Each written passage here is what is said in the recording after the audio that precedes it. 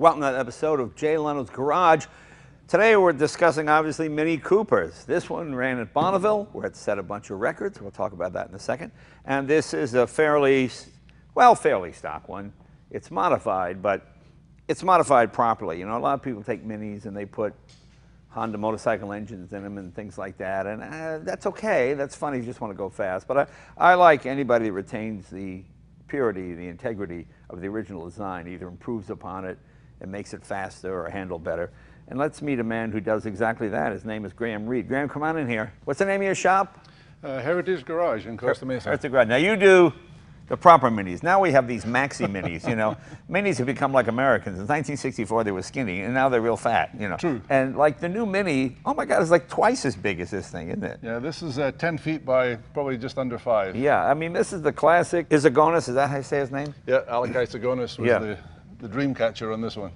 Yeah, and a lot of people don't realize that the engine setup and transmission is really the same as the Lamborghini. Or the Lamborghini Miura was the same as this, using the oil in the engine and the transmission as well. Right. Izagonis is one of the first people to do this. That's what made this such a packaging miracle. You could get enormous sized guys in these cars. Exactly. The powertrain was laid in sideways. They used a configuration of the engine. The engine block is the A-series engine, which they'd used prior to that in inline configuration. So Izagonis took it, turned it sideways, put the transmission underneath, and all very revolutionary in the day, and it reaches to a bunch of skin knuckles most of the time. And this is the vehicle that really helped kill the motorcycle industry in England, because a lot of people would get a motorcycle with a sidecar, and then the Mini came along. It was reasonably priced, and you could carry more people and more things in it, so that sort of hurt them as well. Izagonis, his idea was never to build a fast car. His idea was to build a people mover. Right.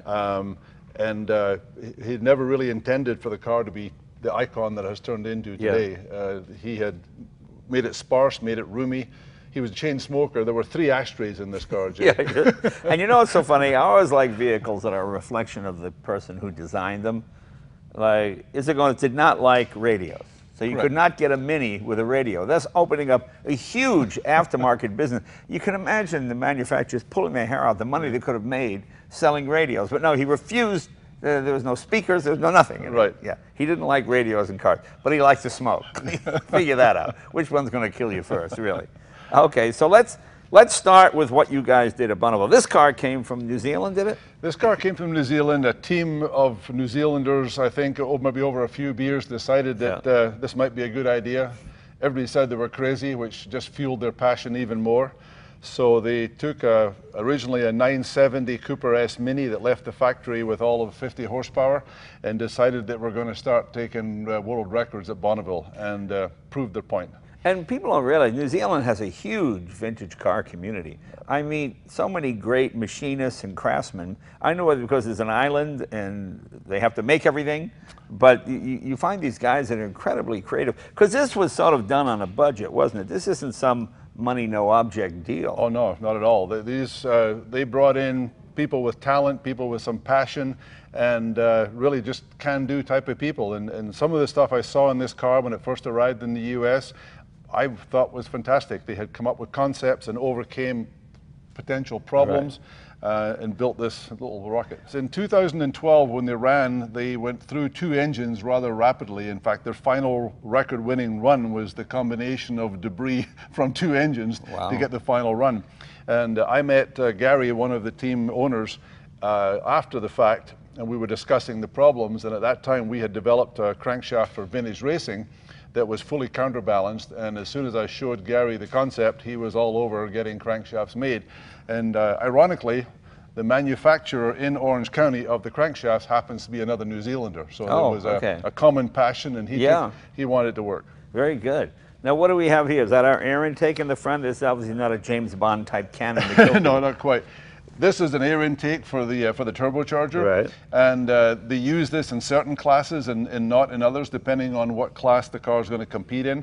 But this would be for the final runs, and at high speed, this is putting ram air into the turbo. Yeah, and I love the fact that you're using, it's not a stock motor, but a version of the stock motor. Because once you corrupt it and you put in a Hayabusa or something. Well, it's not a Mini anymore. This is all Mini bottom end. This is a 970 Cooper S block, obviously special pistons, rod and crankshaft, standard Mini transmission configuration, the straight cut gears. And the only significant change is really from that head gasket upward. It's got a twin cam BMW motorcycle head grafted onto this, belt drive, running a turbo. Well, now that's, can we open the hood here? Yeah, we'll get the hood open for you in a second here. It's, well, that's the first I've heard of that.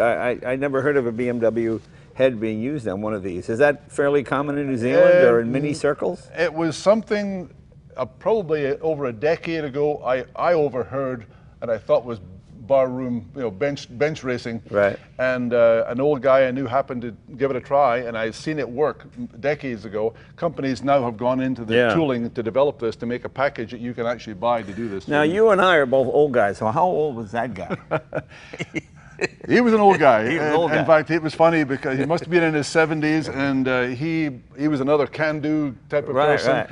And I mentioned this to him one day, shooting the you-know-what in my garage.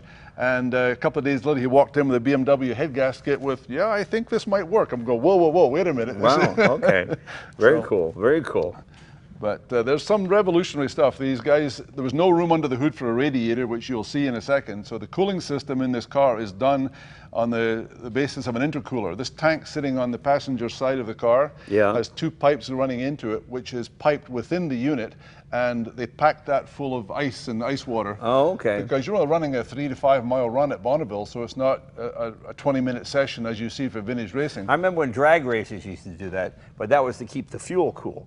Well, they're doing it to actually cool this engine. Bonneville is so hot. Do you keep the fuel cool also, or does it not matter when you're doing a high-speed run? It doesn't really matter with a high-speed run because it doesn't have enough time to give you that issue. I mean, this car's running, I mean, it's done faster than you can think about.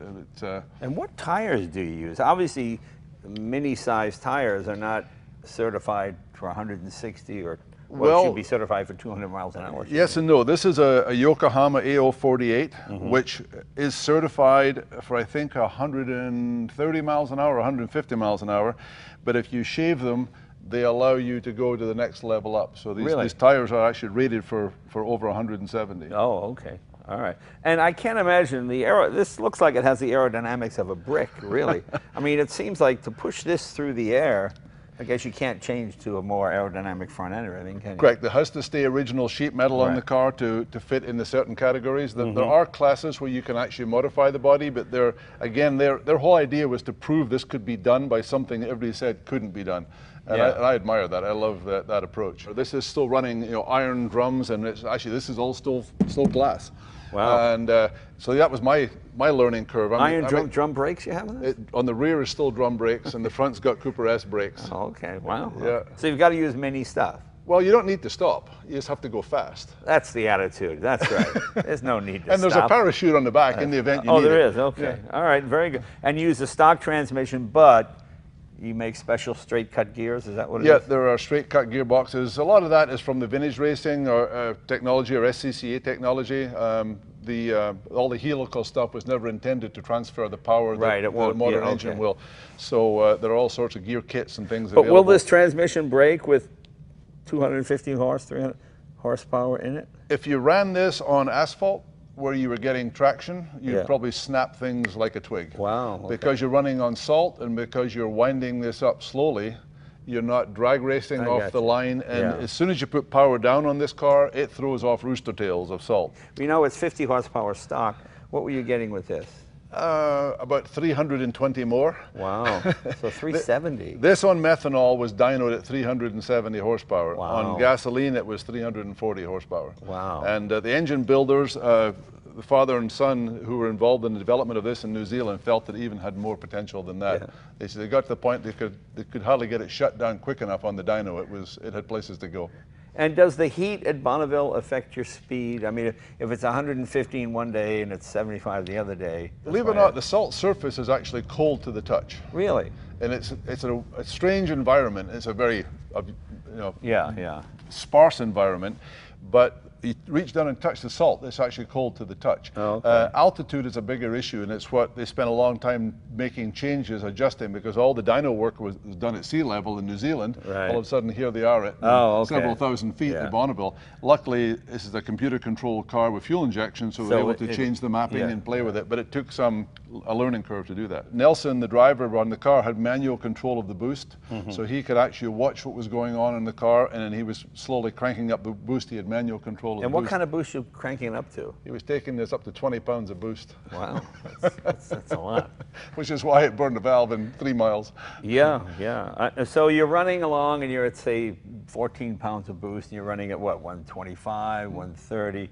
So obviously, as you crank, almost like a throttle, doesn't it? You can feel it picking up speed. You can feel it to the point to where it just goes. Yeah, it was pretty spectacular. It's my first time to Bonneville, and running with a chase vehicle on the slip road, you could hear the engine, you could hear him making the shifts, and there were one instance where we were actually close enough to see it. I think he shifted into fourth gear, probably doing over 100, and put his foot back into it, and it was throwing off trails of salt. Wow. Like a rooster tail. It was phenomenal to watch.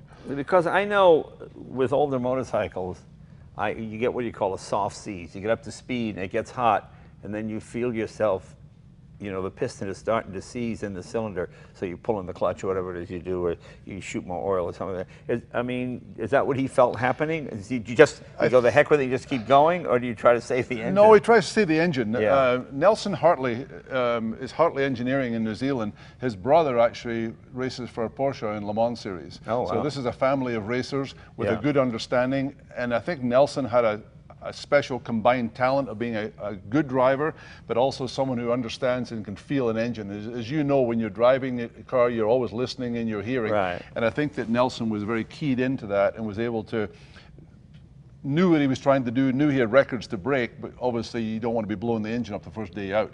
And so we crept up to the records and did a great job. And what is your final drive ratio? I mean, are you so numerically low that first gear would be fourth gear in a road car? You know what I mean? Not quite, but we did have to push this car off. Is that legal too, pushing it off? Yes. Oh, so you can push off the you push off, and we're taking this up to probably 30, 40 miles an hour, and then he would pick up and take off from there. A typical street gearing on a Mini would be 3.4 or 3.7. Right, They're running this at 2.9. Oh, okay. And that's not extreme. That's not too crazy. No, but this engine is built to redline at 10,000.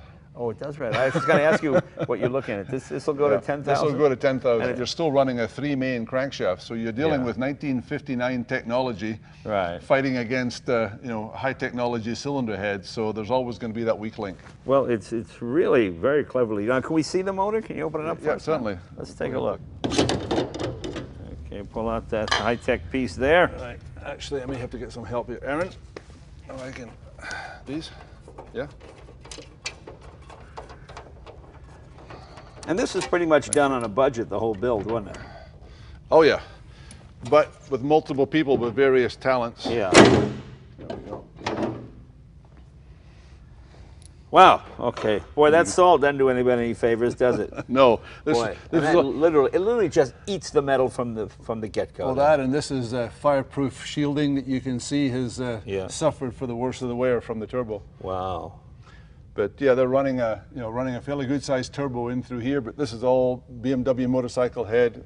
Motorcycle turbo or automotive? Automotive turbo. Okay. And this is all handmade headers. Everything is all made in sections. And so the work that went into making this work and have it happen was phenomenal. Yeah. They took what they learned in 2012, went back, redeveloped the engine, got another 50 horsepower out of the engine from the record-breaking car in 2012.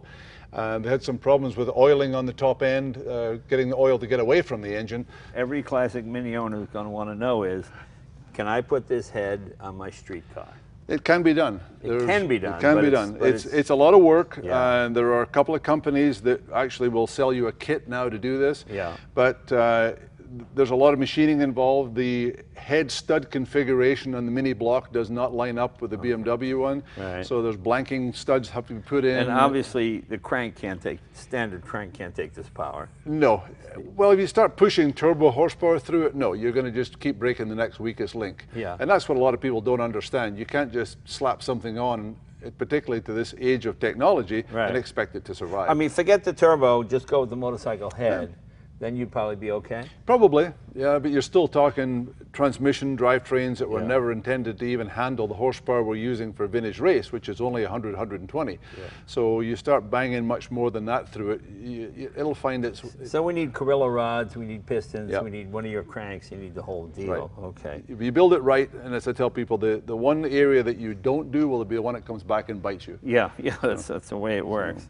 Okay, and there's your radiator down. Boy, that is a tight fit. Well, isn't it? this is intercooler for the turbo. Oh, okay. There is no radiator. Oh, there's no radiator. Okay. This is the radiator here, which is nothing more than a catch tank Oh, that's what you said. feed Yeah, into the that's inside. right. Okay. This is all intercooler, and then on the front of the hood, they actually put windshield washer jets, so they're actually misting and spraying the intercooler to And chill no it. oil cooler, right? No oil cooler. And what do you run for oil? You run a synthetic? This is running a synthetic oil, but you're not in this long enough to worry about temperatures. In fact, You run a even 040, something really no, light? they're running, I think they were running, actually one of their sponsors was an oil company, I think Total Lubricants gave them some special oils, but I think that because you're running the same common oil in the engine as you are the transmission, that's you right. still have to allow for that lubrication, so I think they're probably still running a 20W50. Oh, okay. Well, this is so clever. I've never seen this done before, so that's really, really interesting. And you can do this naturally aspirated with carburetors. The problem then is clearance on the front. So the fuel injection concept works very well because it's a lot more compact. And you get away with more crude manifolds on the turbo because you're ramming everything in. Right. So Now, the other question people ask is, the modern Mini has a bigger engine. Why don't you run one of those? But this is a class for what, 750 to 1,000 cc? That's what it is? Right. The I-engine class that they ran this car in is 750 to 1 liter. Okay. So this car snuck in just under the 1 liter class. And what other cars would be in this class? Maybe early Volkswagen? No, Volkswagen's too big. You can build an engine if you want to compete in that class. Right. So you can play D-stroke and go undersize on an engine that would be conventionally over 1 liter to achieve the result. And the clutch is anything special? Just the heavy duty? Yeah, it's the standard clutch with probably a heavy duty diaphragm on it. Right, right. Well, competition disc, but that type of stuff is over the counter available.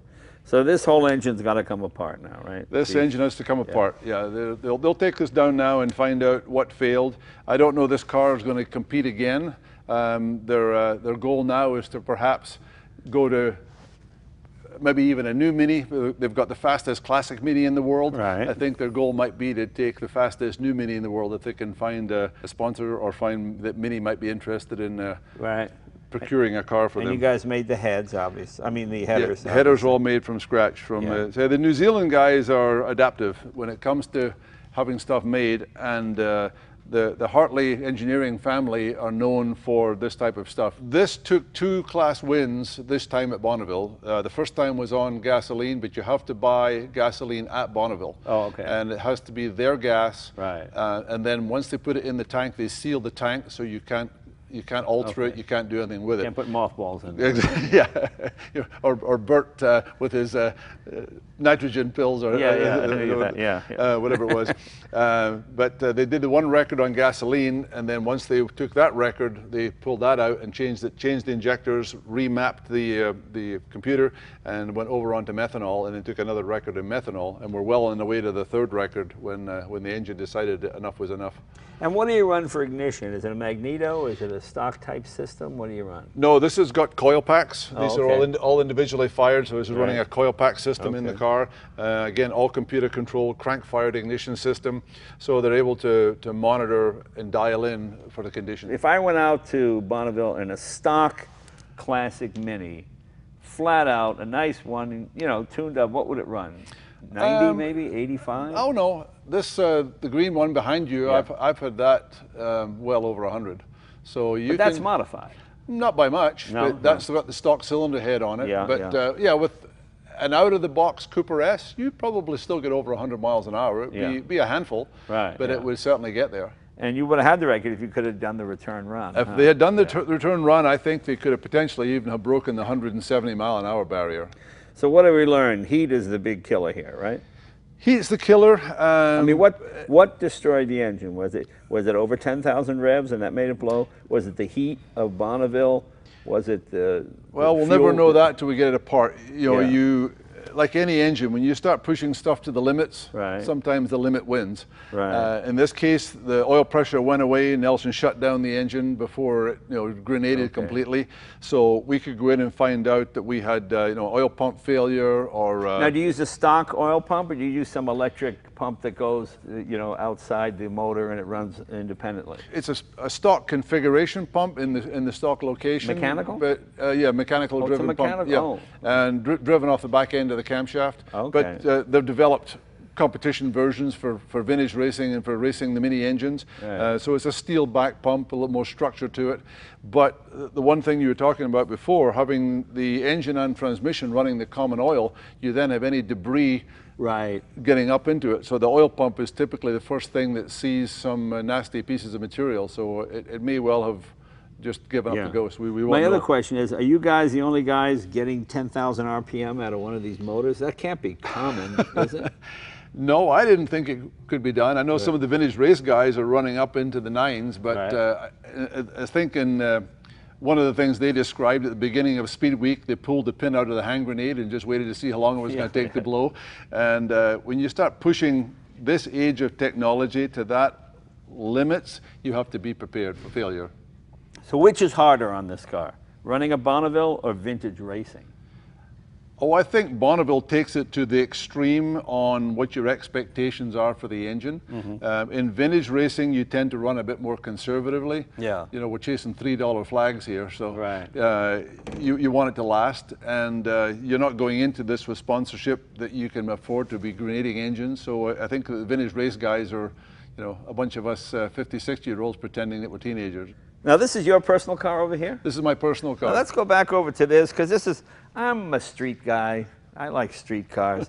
And this, to me, is the classic Mini, the classic color, the green, the white, of course, all the lamps in front running Monte Carlo and all that. Just fantastic. What year is this, in 64 also? No, this is a 65. Oh, 65, okay. Cooper S, Australian-built car. The main difference you can see is in that door. There's a vent window and a wind-up window, but still retaining the outside door hinges, and that was an Australia-only feature. Okay. Now, why did they do that in England? They try to keep the cost down? Probably the original cost. Eventually, in 1970, they went to a full wind-up window as they were trying to compete with more modern cars. But Britain retained the sliding windows from 59 all the way up to 1970. So the wheels are out a little bit further, correct? Yeah, this has been played with a little bit. We do a lot of suspension technology.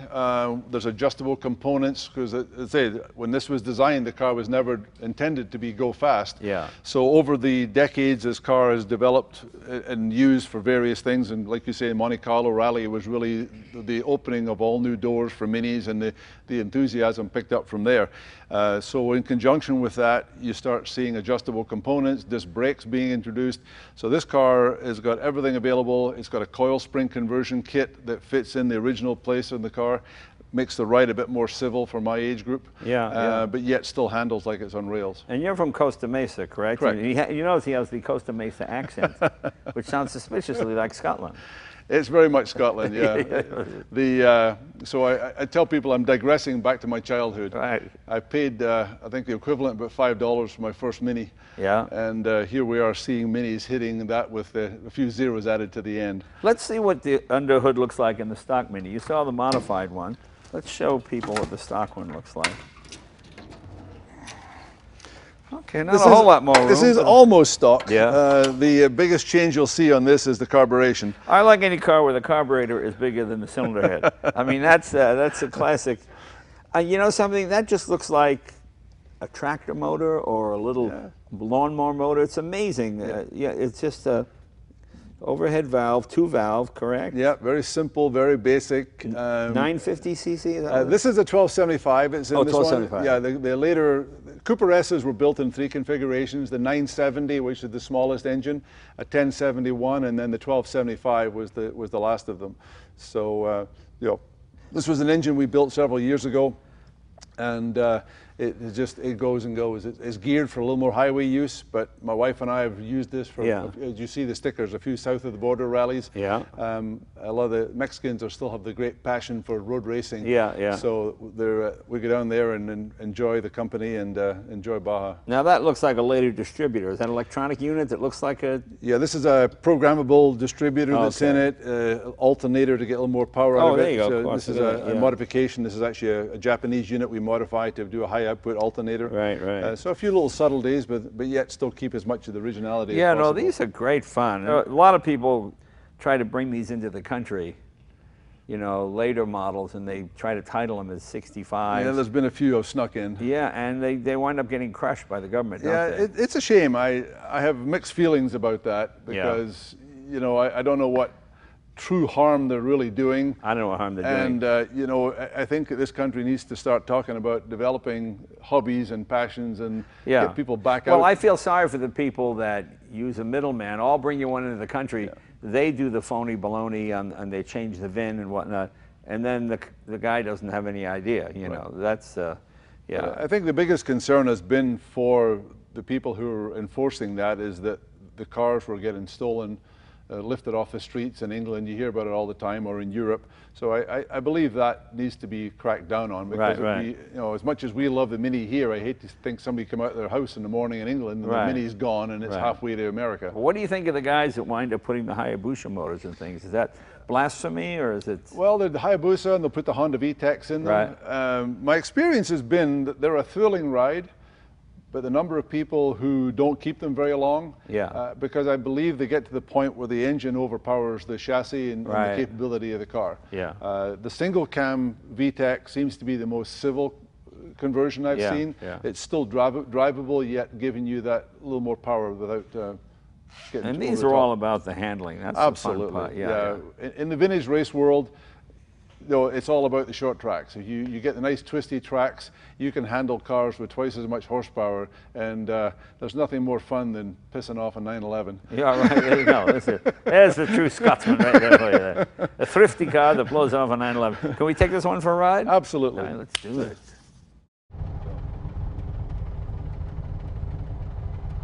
That annoying clatter is straight cut drop gears. Yeah, so when it gets cammy, they sit there and chatter to each other. It's damn annoying. Actually, it's not that annoying. I've got stuff that's really annoying. I'm sure you.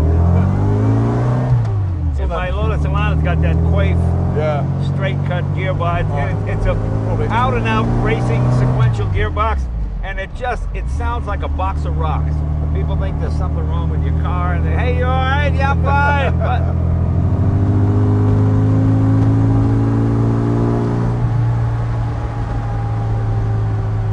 classic, it's more fun to drive a slow car fast than it is a fast car fast. I mean, the fun thing about this stuff from our generation is you get to enjoy watching the tack move around. You know, I got that McLaren P1. You get a tack goes, rip, and now you're in jail. All right, you're doing 120, and you did what happened? Exactly.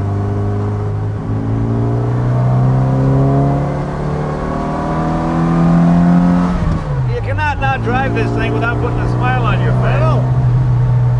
And I always think it's so sexy with all the lights in the front. The lights don't block out your cooling effect at all. No, this thing actually runs nice and cool. It'll wind up. It's so much fun.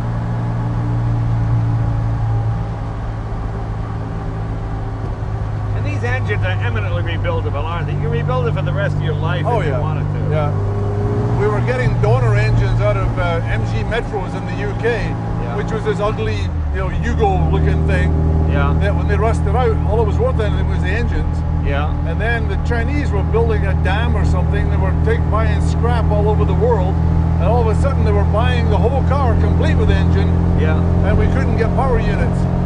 And that became the donor for all the race cars, because it was a little better crankshaft, roll radius, and the gearboxes were just a little bit better for modern use. So that became our donor for the vintage motors. The nice thing is it's speedometers and kilometers, so you think you're going a lot faster than you are. There you are, right here. It's psychological. Oh yeah, there you go.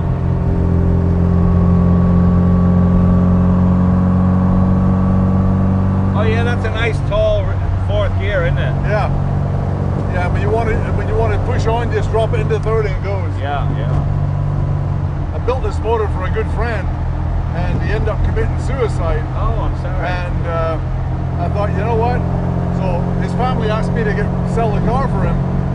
So I built a fresh engine for that car, and I thought, you know what? I'm taking a piece of Todd with me. Right, so this is his motor I put in here. Yeah. So he was a car guy, and I thought, you know what?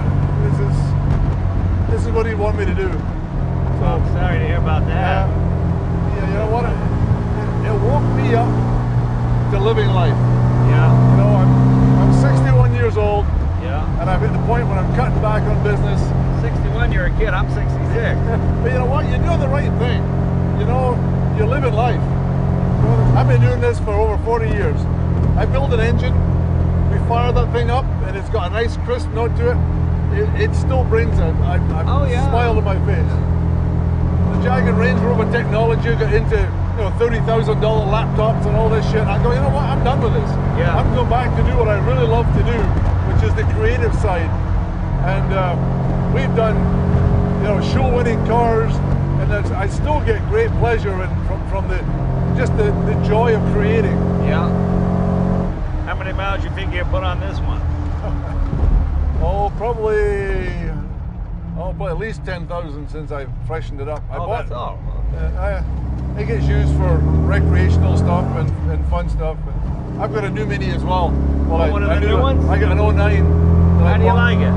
It's fun, it's different, but to jump in to go out for dinner or something, you can crank on the air conditioning. It's a whole different concept. Yeah, yeah. But it's still a lot of fun to drive.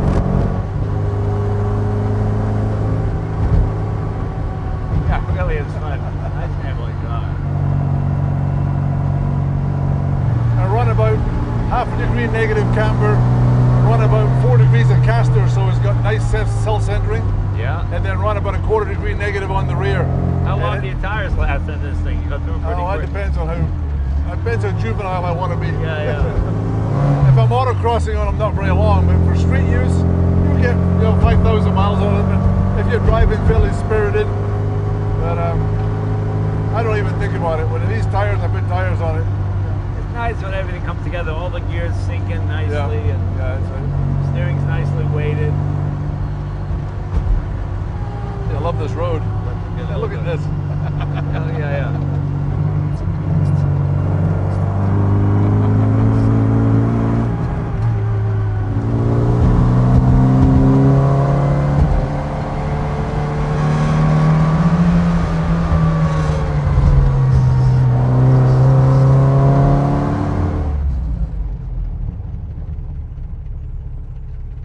Well, how much fun is this thing? And you're on the other side of the road, which is it's hilarious. This is the perfect road for this vehicle. This is a classic case of a little car being more fun to drive than a big car, or a slower car being more fun to drive than a fast car. Because you can, I don't imagine as many even high powerful sports cars that can beat this through the corners, is it? No. Never too old for a happy childhood. That's right, never too old for a happy childhood. Come on, let's go back to the shop. This thing is, this thing's a lot of fun. This is an extended drive.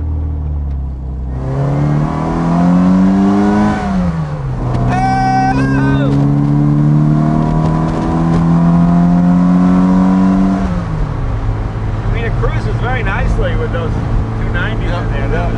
When the first Minis came out, they didn't think they were going to sell. And the Morris version, they called it a Morris Mini Minor, trying to piggyback onto the Morris Minor name, thinking that was going to help people walk into a showroom and buy the successor.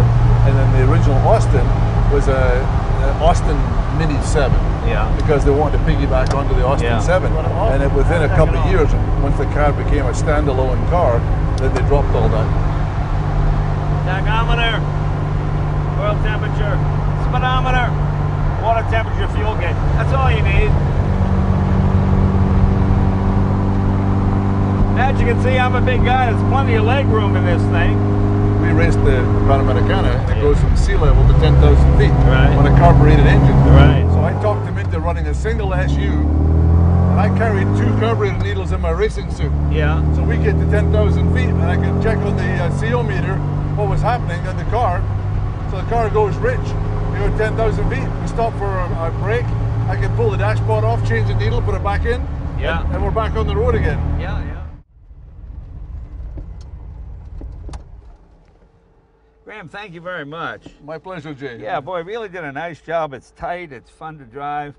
And what is it, about 130 horse, you said? Yeah, about 120 at the flywheel. Yeah. You had fun playing with it. No, it goes, it goes great. It goes great. And if you got one of these classic minis, this is a gentleman to see. Let's put the website up there again. So tell them the website again. It's heritagegarage.com. Heritagegarage.com. And you know, when you deal in these kind of specialized cars, you always want to go to a specialist, you know. If you find one and you're in Kansas or somewhere else like that, you can email him and he'll send you advice, because you don't want Clem at the Shell station working on this thing. It's totally different than American cars. But they're a lot of fun, and look how much room there. Lincoln could drive this thing. There's all kinds of headroom. So it was fun. It was fun meeting the guys. And 166 miles an hour is a Mini. That's phenomenal. That's an amazing. These guys pushed the limits and they did an amazing job. Yeah, they were a fun team. We're still digging salt out from underneath the car, though. Yeah, well, you'll be digging that out the rest of your life. But again, Graham, thank you very much. It's been my pleasure, Fellow Jay. Scotsman, see you guys next week.